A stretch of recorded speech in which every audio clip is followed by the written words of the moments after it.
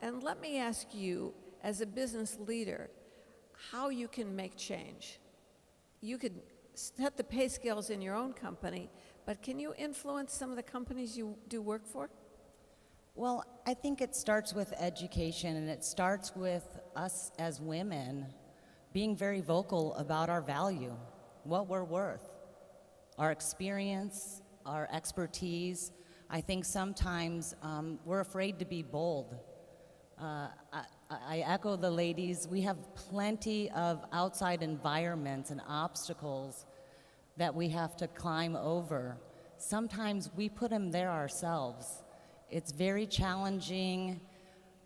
We see our male counterparts stepping up, and sometimes we coil. I'm not sure why that is, and maybe it's as a younger, as Tony had said, as young children, we're more protective of the girls. But I think it's a matter of us also being bold and telling them what we want, what our goals are, and where we want to be. Good point. You know, the Equal Pay Act was passed in 1963. 1963. It was an amendment to the Fair Labor Standards Act. Equal pay, unequal pay is illegal. Now, you may not know this, but I researched this for the column. If one person speaks up about her pay, she could, you could run into retaliation. But if two people or more get together, then you have the Paycheck Fairness Act, well, if it's passed, but up until then, at least two or more employees raise those issues with management.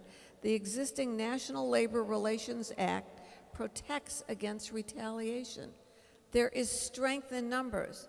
I think we get divided in addition to being timid.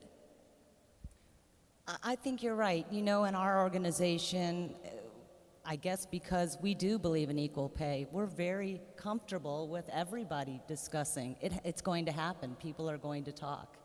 I think if you have a culture that promotes pay equal to your experience, you really have nothing to fear.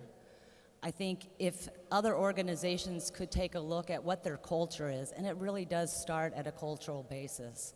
I know a lot of organizations, they have programs and they monitor today where their women sit, but they're not looking at what their future is, and they're not looking to promote women and groom them to those top level roles. It's important to speak up. I sit on some corporate boards. Gosh, I've been the first woman on corporate boards, McDonald's, Pennzoil, believe it or not, car lubrication, and the Chicago Mercantile Exchange. I've done, because all of my friends were the first women, we've all done so many first women things. But it's really important not to be only the first woman. I'm really proud that we have 3 women now on the board of directors of the Chicago Mercantile Exchange. And a lot of that was me saying one isn't enough. I mean, not because I said it.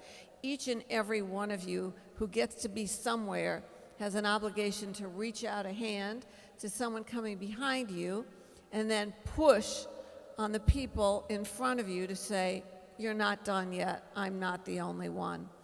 Leave us with a thought or two about building such a successful business. I have a rare opportunity to talk with an entrepreneur. What's the secret to your success? Technology is not typical. I mean, you're not really in a woman's world in this aspect of technology. No, I'm not. In telecommunications, it is still very much a man's world. But I understand that, and I know that my first 15 minutes, unlike my male counterparts, I need to establish credibility. I don't hide from that, and I talk about the different things that our organization brings because of our diversity, the different perspectives, the different backgrounds, the different experiences. So there's no oversight when you're building large projects. It's very expensive to find the flaws after it's been deployed than to recognize and get that input prior to. So we very much promote collaboration. Collaboration, and you promote the fact that you're a diverse group as a benefit and an asset to your clients. Absolutely. And statistically, there's so much out there for us to put in front of them to back the comments that we make. That's great. I would take that with force. We make a difference. And again, I implore you to be the B word, and that is bold. Okay. I was wondering. Yeah.